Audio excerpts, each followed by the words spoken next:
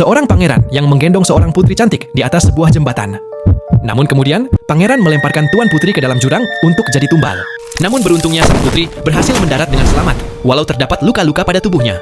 Spontan setelah sadar, sang putri berusaha memanjat naik ke atas. Namun usahanya sepertinya sia-sia karena tembok jurang gua yang sangat curam. Namun tiba-tiba sang putri mendengar suara aneh di arah belakangnya. Setelah menengokkan kepala, ternyata terdapat seekor naga yang sedang berusaha mengumpulkan api untuk menyembur. Spontan sang putri berlari menjauh. Dan duar, benar saja naga itu menyembur.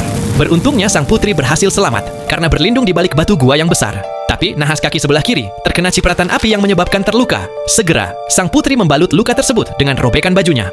Setelah aman, sang putri berniat mencari jalan keluar. Tapi tiba-tiba, duar lantai yang ia injak rubuh dan sang putri pun terperosok makin dalam ke bawah gua. Namun lagi-lagi sang putri berhasil selamat karena punya 9 nyawa. Tapi siapa sangka ternyata sang putri menemukan sebuah gua penuh berlian yang berkilauan. Segera ia merobek bajunya dan mengambil sebongkah berlian untuk dibawa pulang. Setelah rasnya cukup, sang putri memutuskan untuk beristirahat. Sang putri pun membuka balutan luka kakinya sebelum akhirnya tertidur. Tapi terlihat ada sesuatu yang menghinggapi luka kaki sang putri. Tak beberapa lama sang putri terbangun, terdapat sebuah ulat ajaib yang dapat menyembuhkan luka kakinya. Sang putri pun melepas ulat-ulat ajaib tersebut yang kemudian dia tempelkan ke luka tangannya. Dan boom, lukanya menghilang tanpa bekas. Sang putri yang sudah pulih berpikir untuk manjat naik ke atas. Setelah sampai di atas, sang putri langsung berlari mencari jalan keluar. Di tengah perjalanan, ia menemukan sebuah harta dan telur naga yang menetas di sampingnya ada sebuah pedang. Tak pikir panjang, sang putri mengambil pedang untuk berjaga-jaga kalau saja ia berhadapan dengan naga kembali. Dan benar saja, ia akhirnya bertemu lagi dengan modal nekat wanita itu menghunuskan pedangnya kepada naga.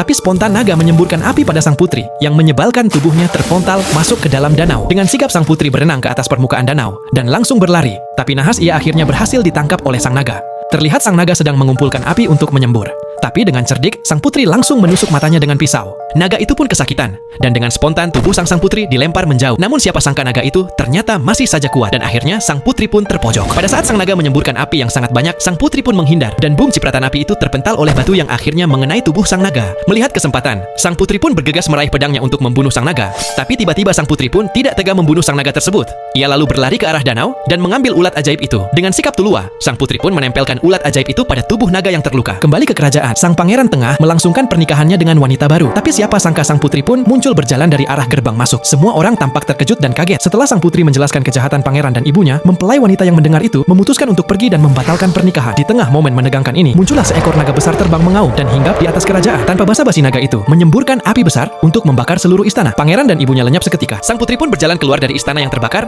dengan Sigma diikuti naga terbang di atasnya.